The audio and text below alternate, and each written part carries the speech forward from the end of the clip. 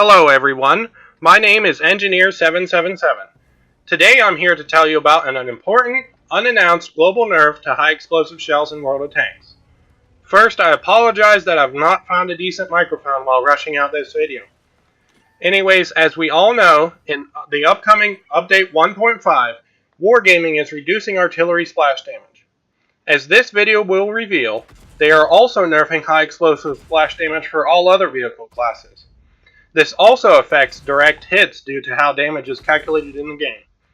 Overall, I would estimate that the average damage dealt by non-penetrating HE shells will be reduced by 10% or more. This will negatively affect dozens of tanks equipped with Derp guns, most of which don't need a nerf. For example, the Tier 5 French medium tank Renault G1. When I realized this might be true, I wanted to test it for myself.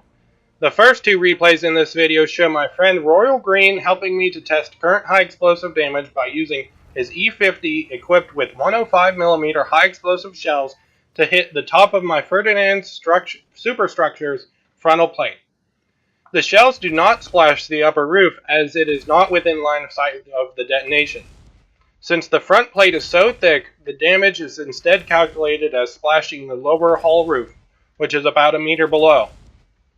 Over this distance, damage is reduced linearly depending upon the shell's explosion radius, which for the E50's 105mm is 1.91 meters according to tanks.gg. The first replay was on the 1.4.1 live server and showed about 95 damage on average. This replay is on the 1.5 test server and shows about 75 damage on average.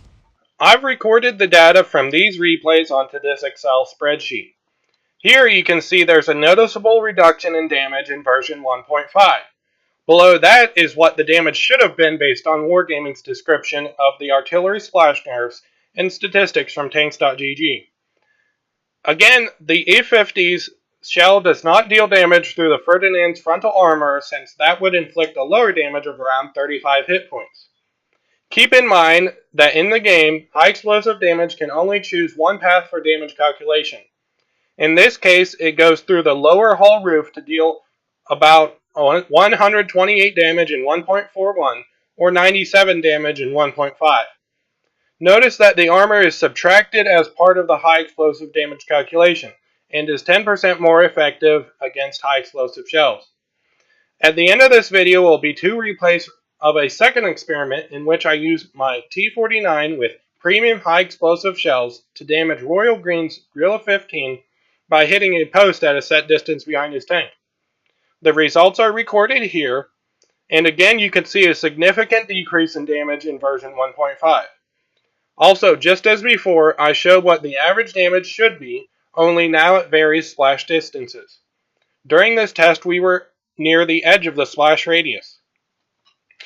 In the middle of the page are the same calculations but for any shell, with damage being described as a percentage of the listed value for that shell.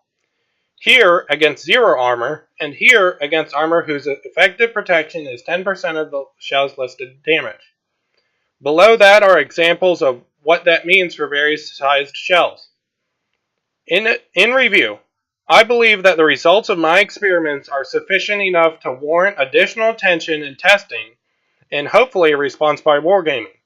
Please share this video, like and subscribe. Thank you and have a great day.